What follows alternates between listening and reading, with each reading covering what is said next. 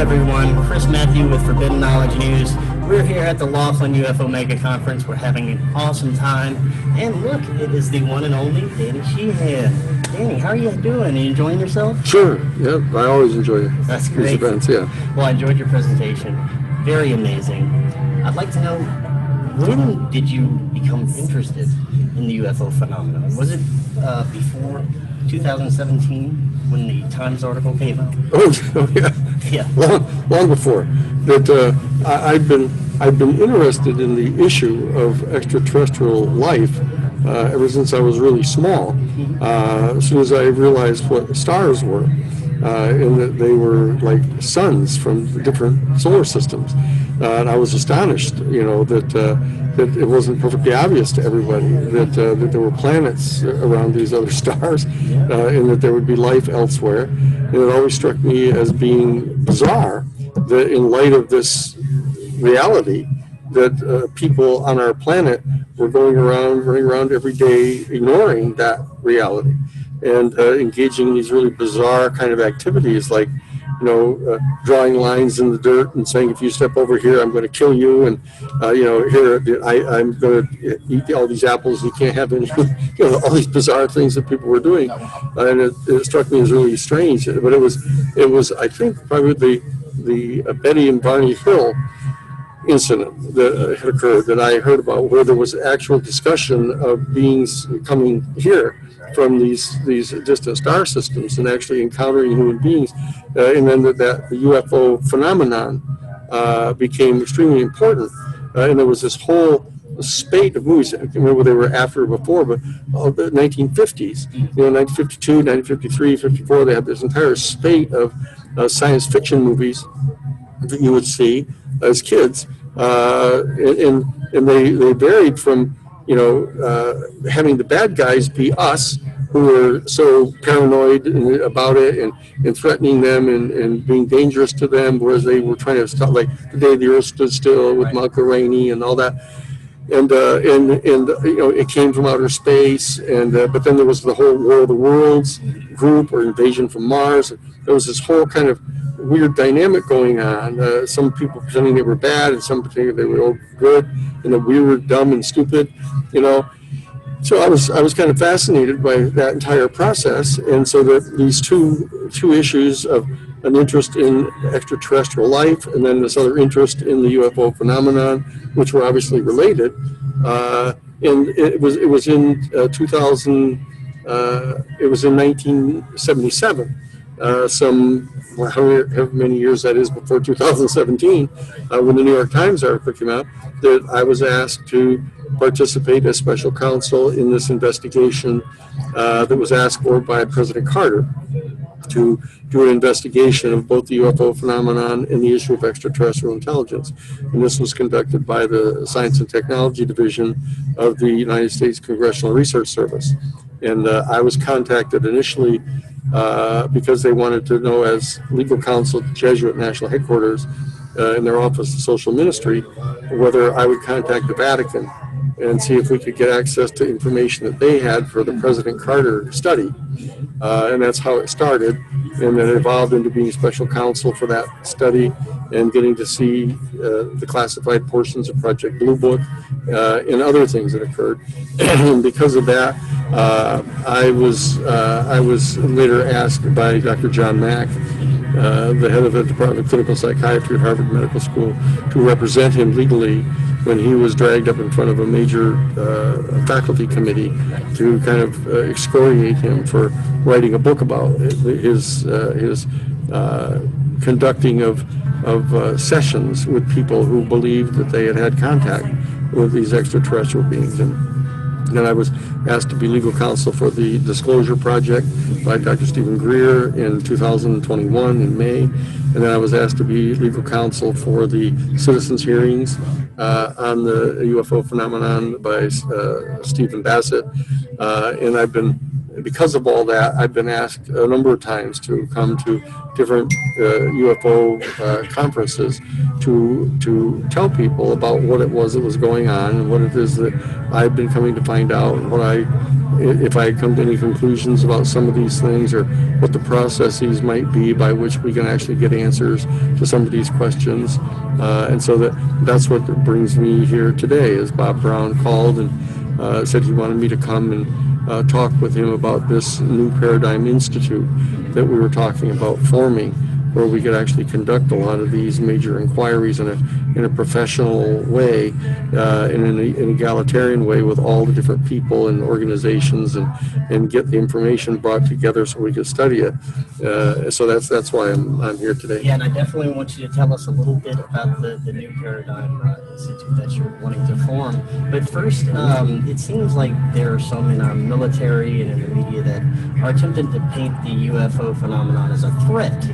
Now, for me, it seems like if they wanted to wipe us off, they could have done this eons ago. Yeah. Why do you think that this is being painted as a threat? Well, I mean, one of the things I want to try to do as one of the co-founders of this major institute is to kind of forego coming to any specific conclusions about a lot of these key questions. The key is to look into it, to figure this out. What I'm trying to do is gather together the different theses that people have about why is it the different elements of our government would take the different kind of positions they've taken on this thing. Who's been involved in making those decisions, etc. There's there are at least a dozen major fact questions that need to get answered here.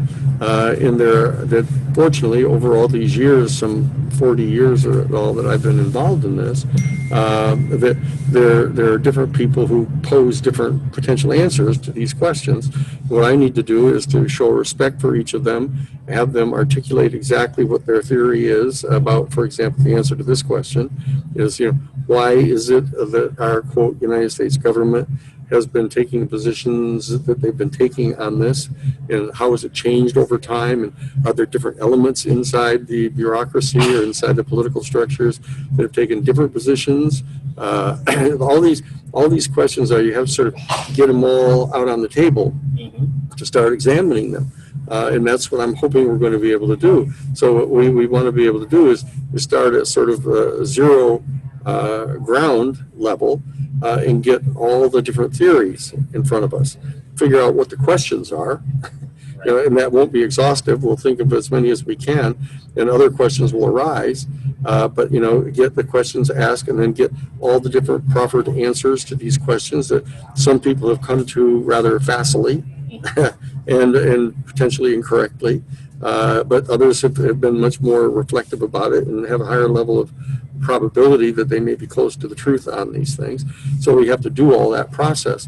So that's what we're in the process of doing now, and we're talking about doing it virtually to start with, because it's so much quicker that we can have a virtual New Paradigm Institute with different shops, and so that process will begin very quickly virtually.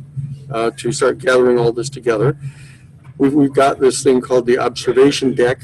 It's a particular virtual location on the internet where they're doing some of the early kind of primitive technology involved in this, where you get up on the internet and you get assigned an avatar, which is this little person that you can have it be your gender and your height, and you just get clothes for them, and it's a little crude right now, but they're going to be working on that, and they're actually going to try to get it so that it looks just like you, like a little holographic presentation. You provide pictures and stuff. So there's this existent technology right now, and I don't know yet about who owns it, who have the patents and the copyrights. I don't know what all that is right now. We'll find all that out. But we want to utilize a similar technology to start providing, as they have there, for example, on the observation deck, they have this place where you arrive, you get assigned this little avatar, which you can customize to some extent, and then you have these places. There's a half a dozen places you can go. One of them is an auditorium where you can have your little person walk down virtually to this little auditorium, and you go in, and it's all on your computer, so you can see it all. And they come into this big auditorium, and it has all kinds of seats. It has a stage, and it has these 3 great big screens where they can have presentations, and you can actually somehow push a button, and you're on the screen live. Oh, that's great. So you can have your little avatar get up on the stage and walk up to this podium and start to do a presentation, and boink, up comes your real person on the screen, and you can have a live presentation that you can make, and different people could come and have their little avatar sit in the audience. And so that they'll just march in, and they'll sit down in a chair, and they'll look up, and then they can see on their computer just what their little avatar would be seeing, which is the big screen. So it's really cool. And then there's this other place where they have this little hall with exhibits, just like if you go to a UFO conference, they have these little stalls where people are, where they sell books and all that stuff, and they have those, and like you could have a person like Stephen Greer or Linda Moulton Howe or Jordan Peace, or with the Architects of a New Parent. You can have all these new people. Each of them has their own little shop there, and you can have your little avatar walk up to them and talk with them. And they have their own little avatar, and when they're on duty, they can talk to you and answer your question live. But what they've got, what they've got is an artificial intelligence thing now, where they can not only have your avatar look more and more and more like you, but also train the voice so that's your exact voice. You just give them 100 samples, sort of like with the dragon speak, you know. Yeah, so we're at an early stage of this thing now, but we're going to be doing a lot of this stuff virtually to start with, and have our own independent technology for doing all of that for the Institute. And then we have this other place, a physical plant that has been provided to us. It's a big 70,000 square foot Art Deco hotel built in 1929, up 100 miles north of San Francisco on Clear Lake in Lake County. It's an 18.5-mile long lake.